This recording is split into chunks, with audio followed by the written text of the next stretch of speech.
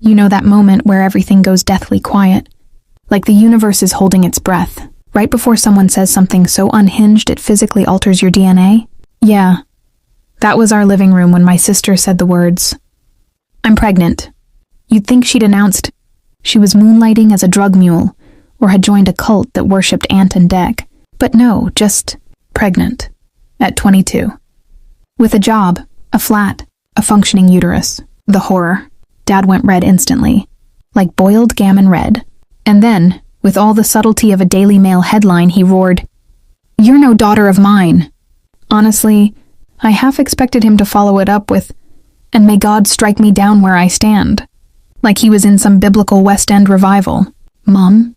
She did that shaky teacup thing, hand trembling like she'd just heard the Queen was stepping down and Meghan was taking over. She whispered, "How could you?" As if my sister had personally called in a bomb threat to the WI bake sale. Meanwhile, I was sat on the sofa eating a mini roll thinking, hang on, didn't you have me at 20?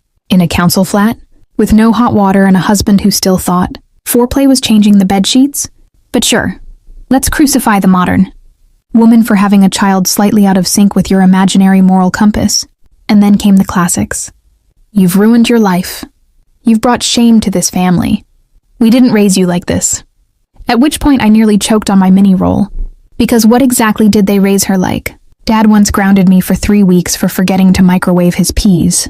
Mom cried when I said, I didn't want to go to church because I was 12 and already knew hell was real.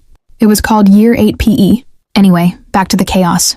My sister, brave, broken, and blinking back tears, just sat there, holding her belly like it might shield her from their bile. No one asked who the father was. No one asked if she was okay.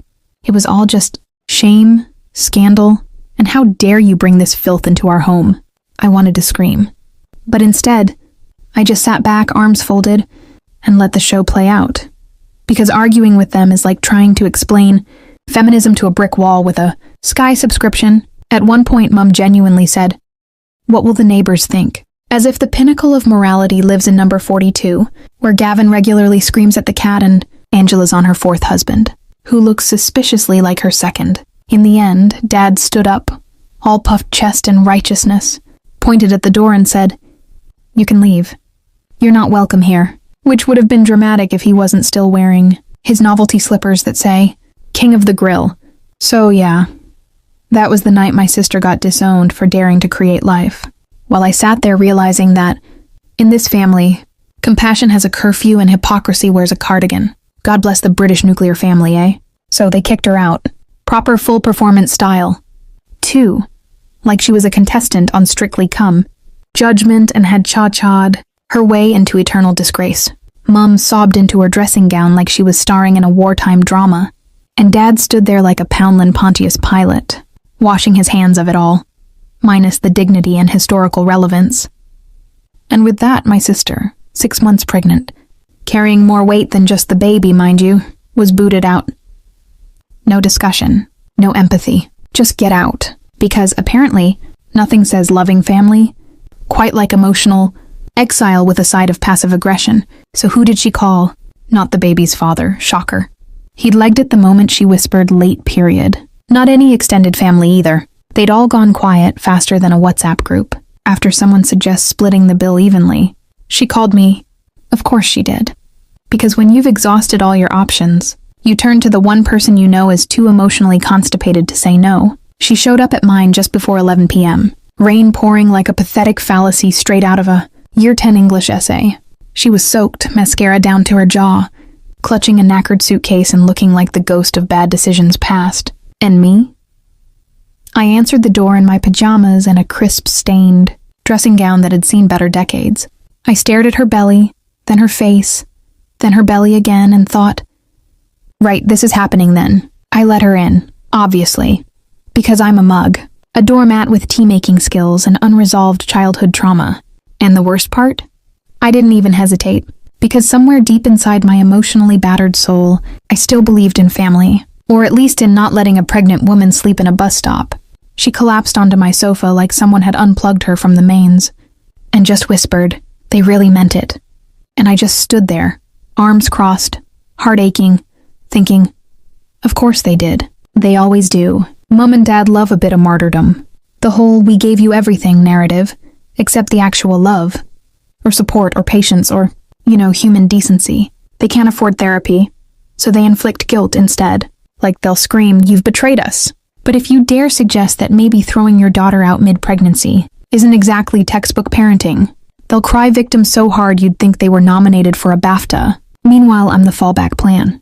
The forgotten sibling, the side character in everyone else's emotional saga. And I've learned to accept that my role is mostly emergency, contact/emotional bin. But even then I made up the spare bed. Put the kettle on, fetched a towel, said, "You're safe here," because someone bloody had to. So there I was, 20-something, flat in disarray. No savings, no clue.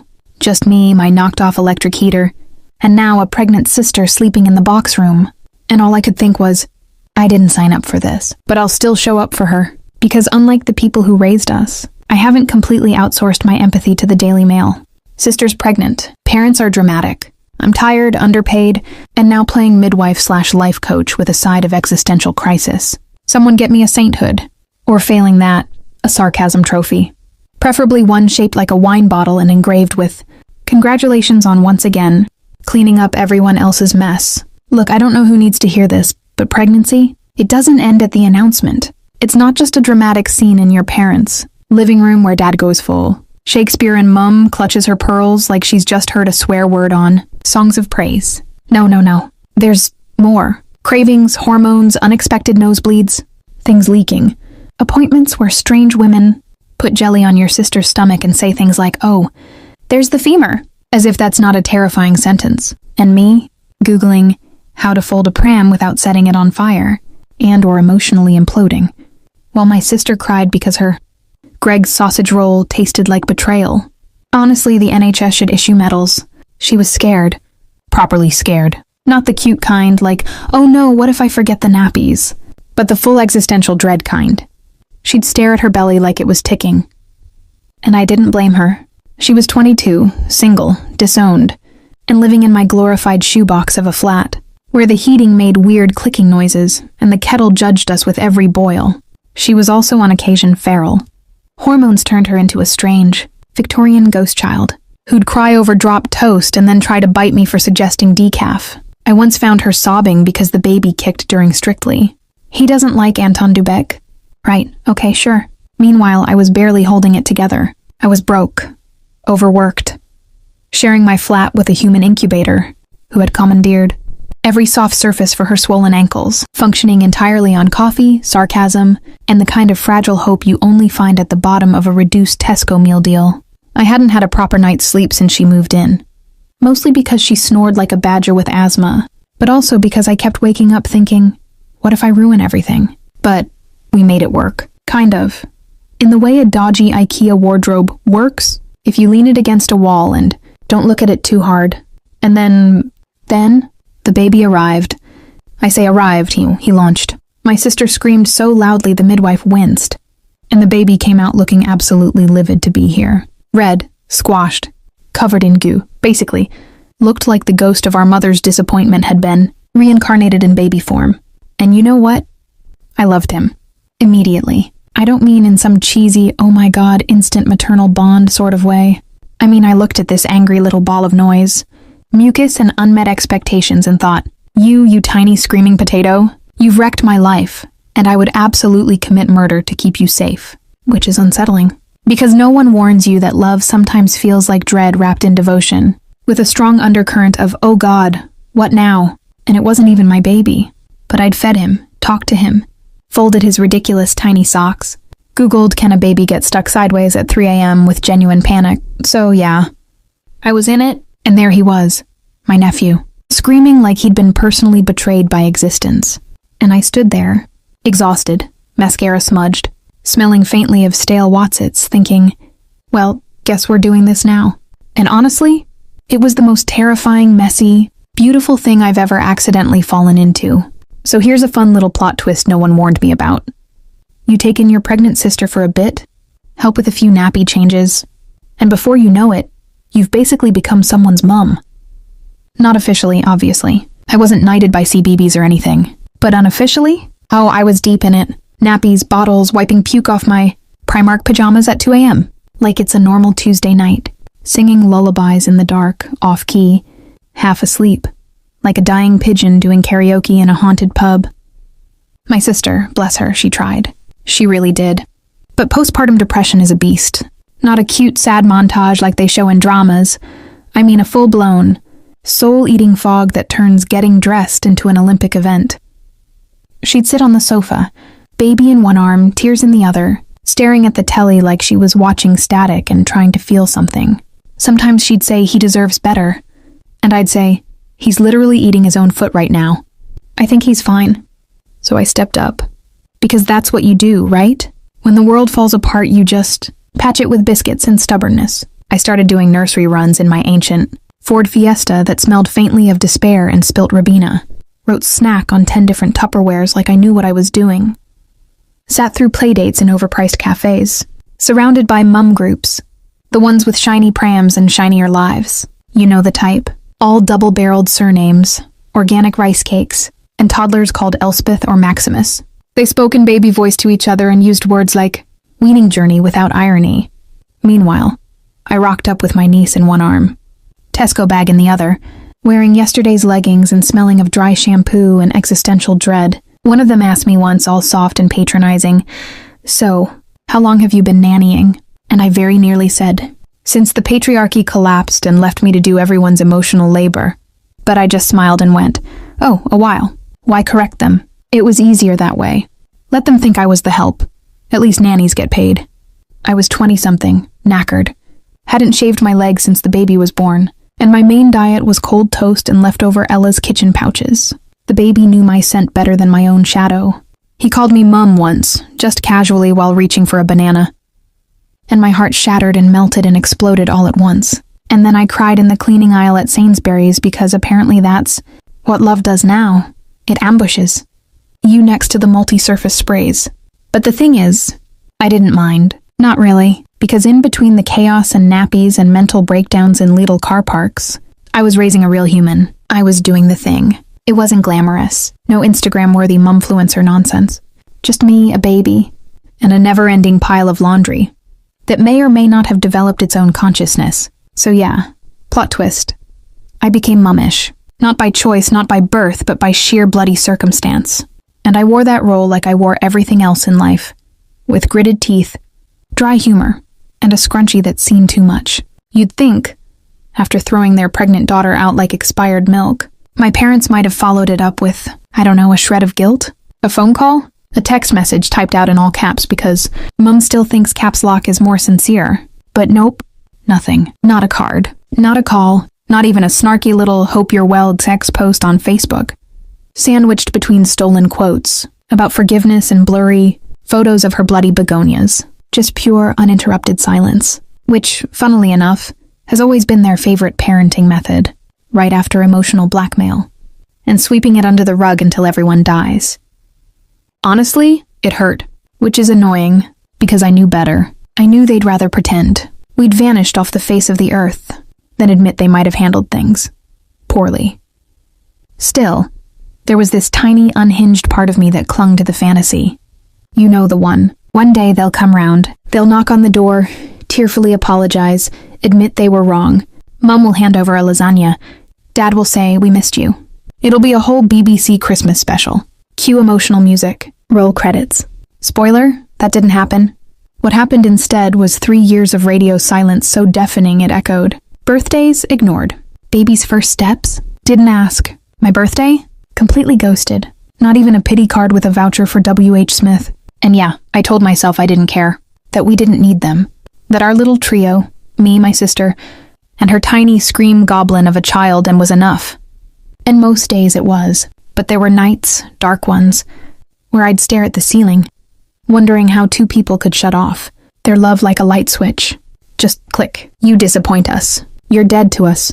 No discussion. No room for growth. Just passive-aggressive silence and the occasional vague post on Facebook about kids these days. And I hated that it still got to me. That I could survive on microwave meals and 5 hours of broken sleep. But one accidental glimpse of Dad's profile picture could send me spiraling into a pit of what did I do wrong? You know what it's like, right? When you've got just enough trauma to be functional but still flinch. When someone raises their voice near the kettle. Yeah, that. So we carried on. Me playing mum-ish, my sister trying to rebuild herself from the ground up, and the baby growing into a wild little tornado who thought I hung the moon. And we made our own little world. No grandparents, no family dinners, no forced fun. Just us, messy, tired, broke, and weirdly content. And then, of course, just when I'd finally stopped holding my breath, they showed up. Because that's the thing about people like my parents. They don't reach out when you're drowning. But once you've built a raft and started sailing, they appear, all shocked and wounded like, "Oh, we didn't know you were doing so well. Why didn't you call?" Right, because obviously it was my job to apologize for being emotionally exiled. So yeah, spoiler, they didn't change. Not really, but they did come back, eventually. And when they did, well, let's just say, it didn't go quite how they'd pictured it. 3 years. That's how long it had been. 3 whole years of radio silence, emotional Cold War, and awkward family gossip that somehow always managed to reach my ears third hand, via Auntie Pat's dodgy group chats. By now, the baby had graduated from blob with arms to fully sentient chaos gremlin. He had opinions. Strong ones. He hated socks. Loved toast. Was in a committed relationship with Peppa Pig. Which frankly concerns me.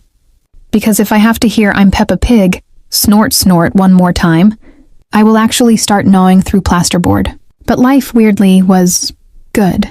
We had a nicer place. Not fancy, but it didn't smell like damp and despair, which is a win. There was always noise and crumbs and questionable stains on the carpet, but also laughter. And snacks. Always snacks. The kind of home you trip over Lego in but still feel safe. Anyway, it was a Tuesday. I remember because the bin men were late. The toddler had hidden my keys in the fridge, and I was already one stress meltdown away from applying for citizenship in Narnia. Then, ding dong. Now, I'm not a spiritual person, but something in my soul went, "Oh, fuck off." I opened the door in leggings, toast in my hair, child on hip like some frazzled depiction of modern motherhood, painted by a hungover art student. And there they were. Mum, pearls, pressed blouse, expression set to mild concern and judgment. Dad, arms folded, face like he'd just been made to walk past a Greg's without going in. My whole body stiffened. You know that fight or flight response. Yeah. I got stuck somewhere between slam the door and throw a rice cake like a ninja star. I blinked. They blinked. The toddler sneezed.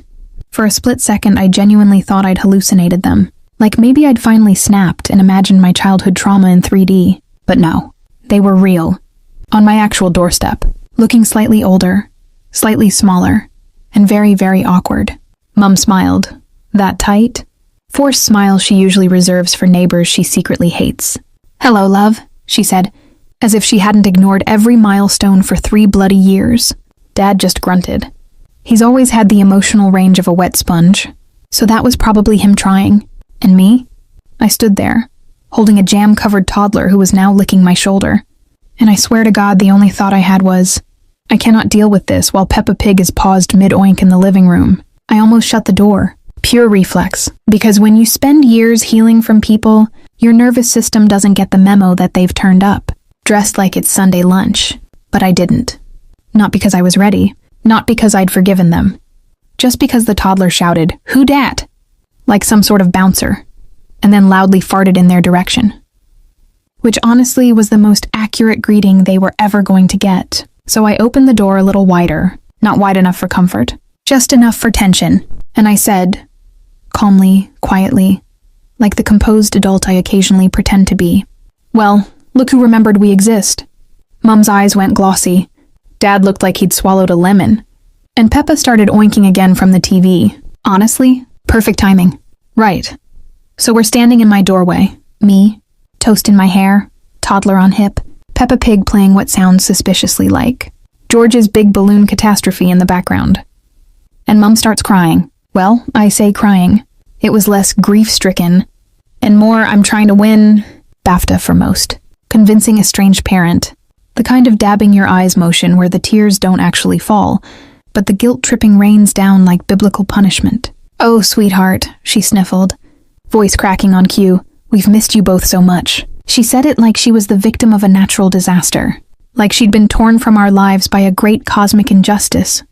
And not, her own actions. Meanwhile, Dad stood there looking like someone had asked him to smile in a passport photo. Arms crossed, eyes squinting like he was trying to make out whether I was an illusion or just, God forbid, doing well without him. I didn't say anything at first, mostly because I was holding a child who had just announced loudly that he needed a wee and didn't mind doing it on any available surface. Also because I was too busy processing the absolute audacity of it all. 3 years. 3 actual years of silence. And now they were here, on my doorstep, playing the nostalgia. Greatest hits album like we'd just had a little tiff over the Christmas pudding. Not full-blown abandonment during a pregnancy. Mind you, just a silly misunderstanding. Oopsie daisy. Happens to the best of us. Then Dad cleared his throat. That classic dad move, like it physically pained him to speak. He muttered, "We thought maybe it was time to reconnect." Right. Reconnect. Like we'd simply forgotten to text each other back. Not obliterated a relationship with all the warmth of a tax office printer. Then came the killer line. "We've seen the error of our ways." Have you? Have you really? Because unless the error involved casually binning off your own daughter, like an unwanted Groupon voucher, and then ghosting your grandchild, like you were auditioning for EastEnders, The Unforgivable Years, I'm not sure we're on the same page. And me? I just stood there letting them talk. Nodding, occasionally raising an eyebrow, but mostly just thinking, is this real life? Is this the part where I'm supposed to melt into a puddle and offer them a cup of tea and forgiveness, wrapped in a jammy Dodger? Because sure, they said all the right things. They looked remorseful. Mum was dabbing at her eyes like she'd just watched The Notebook for the first time, and Dad was doing that stiff, overcompensating nod that said, "I'm here against my will." But someone made me rehearse this in the car. But here's the thing. Forgiveness isn't a vending machine. You don't pop in a "we missed you" and get a redemption arc in return, especially not after 3 years of acting like your own children were just inconvenient. So I smiled. The kind of smile you give when someone cuts you off in traffic, and you fantasize about egging their car. And I said, "Oh, did you now? That's sweet. I missed bin collection day last week." Much the same feeling, I imagine. Mum looked like she'd swallowed her own pearls. Dad blinked like he'd just heard me speak fluent sarcasm for the first time. The toddler, God bless him, farted again, loud and proud. Honestly, he's a prodigy in the art of emotional punctuation. So yeah, they came with a script, with sad eyes and "we've changed" vibes. And maybe some part of them meant it. But me? I'd heard enough "we missed you" to last a lifetime. Now I was more interested in what they planned to do next. So, the universe, in all its twisted humor, decided it was time. Time for my estranged parents to come face to face with the little human they'd pretended didn't exist for 3 years. No warm-up, no easing in, just bam. Here's the child. He eats crayons. He owns our souls. Good luck. They bent down, those two, with the kind of smile middle-class people, reserved for farmers markets and charity auctions. Mum did that voice. You know the one. All sugar and strained vowels. "And what's your name, darling?" Now, let me set the scene. Toddler is wearing a Peppa Pig jumper that's definitely too small. His hair looks like he styled it with a balloon, and he's gripping a half-eaten rice cake like it owes him money. He looks them dead in the face. That sort of stare only toddlers and old people on buses can get away with. And proudly declares, "Mummy," then points at me. Silence. I mean actual silence. Not the polite, awkward kind, no. The "did a piano just fall out of the sky" kind.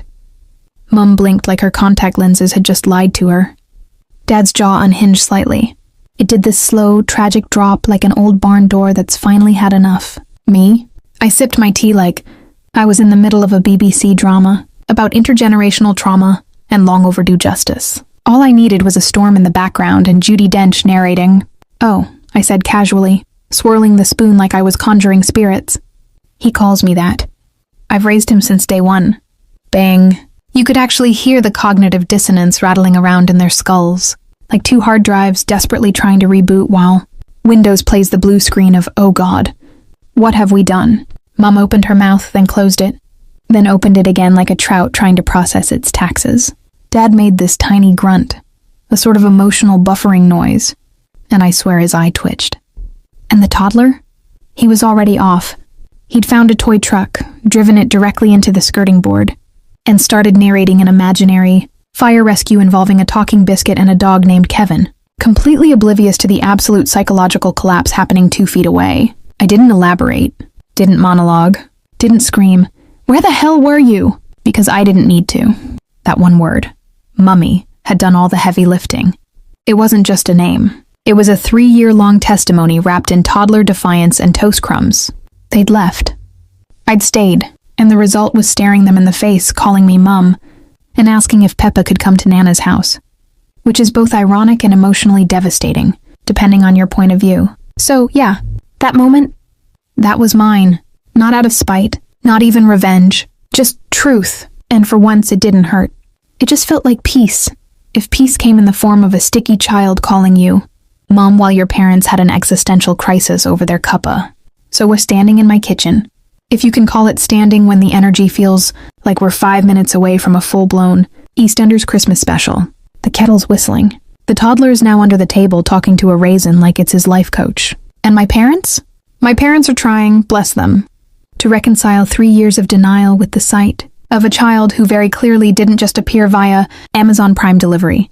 Then Dad, ever the detective, finally pipes up, voice all shaky like he's just realized the will might need editing. Wait, where's his father? Boom. It landed like a cold sausage on a fine china plate. Clumsy, greasy, unwanted. I didn't even flinch. Just raised an eyebrow and looked at my sister, who, for the first time in a long time, stood tall. No tears, no shrinking, just this quiet, steady strength that made me want to weep and high-five her at the same time. She cleared her throat and said, "He left. Didn't want a kid." Simple, honest, no frills. No dramatic sob story. Just fact. And Mom gasped. Full hand to chest, clutched the pearls, gasped like someone had just told her. Sainsbury's stopped stocking her favorite rosé. Like this was the first honest sentence she'd heard in years. I nearly applauded. Because let's be real. This was the woman who once told us emotions were best kept in the family biscuit tin with the lid on. So watching her process anything real? Chef's kiss. 10 out of 10. Would emotionally devastate again. And Dad? Oh, sweet oblivious Dad. He just stared.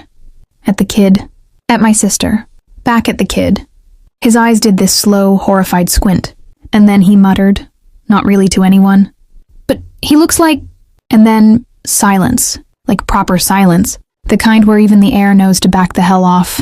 Because yep, there it was.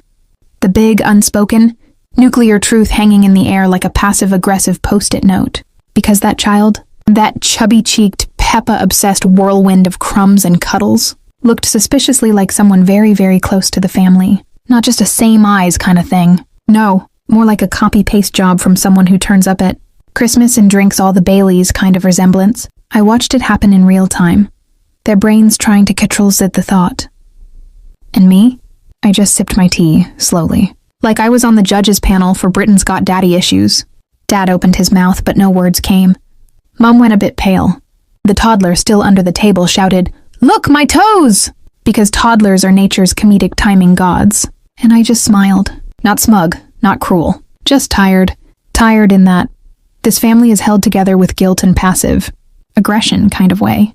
So I said, casually, like we were discussing bin day, "But that's a plot for another day, isn't it?"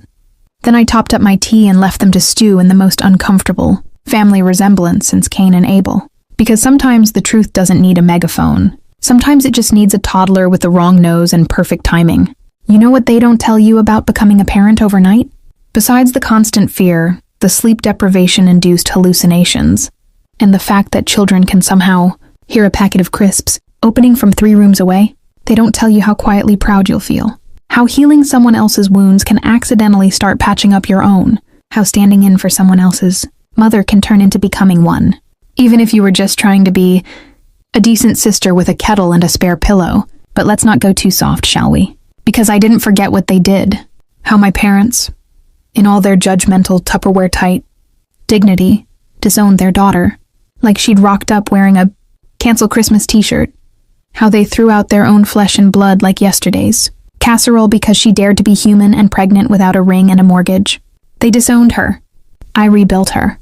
Brick by brick, meltdown by meltdown, takeaway by takeaway. I held her hair back during morning sickness and held her hand during labor, which, by the way, is not nearly as serene as films make it seem. It's more like being front row at the Battle of Helm's Deep. They abandoned a baby. I raised a child. And now that he's cute and verbal and not covered in mashed banana 90% of the time, they want back in. Of course they do. He's gorgeous, bright-eyed, ridiculously funny. He told his nursery teacher I live on coffee and swear words for grown-ups. Which, fair play, he's not wrong. I get it. He's magnetic. He radiates the kind of joy that can only come from being truly loved and never questioned for existing. But here's the bit they can't wrap their perfect little pearls around. They don't get to waltz in now. Not after they ghosted the worst parts and came back. When the nappies were off, and the personality had kicked in. It's like abandoning a flat during renovations, and showing up once the fairy lights are strung and asking for a cuppa. So yeah, I smiled. Let them hold their maybe grandchild. Let Mum pretend she'd always pictured him in her arms. Let Dad sit awkwardly on the sofa, like he's trying to blend into the scatter cushions. But deep down, I knew. They weren't back. They were just visiting. Tourists in a life that could have been theirs. The birthdays. The first words, the night feeds. The garden paddling pool disasters, the tantrums, the magic. But they threw it all away. On principle, on pride, on a warped sense of what family's supposed to look like. And here's what I've learned. Blood doesn't make a family. Effort does. Turning up, again and again. In the mess, in the hard bits. In the vomit-stained pajamas and the 2 a.m. cries in the council tax letters. You forget to open for 3 weeks straight. Trauma doesn't vanish. It just shapeshifts. Sometimes it becomes art. Sometimes it becomes sarcasm. And sometimes, if you're lucky, it becomes a child calling you. Mummy with a crayon in his ear and jam on his face. So no, I'm not bitter. I just know who's real and who missed their chance.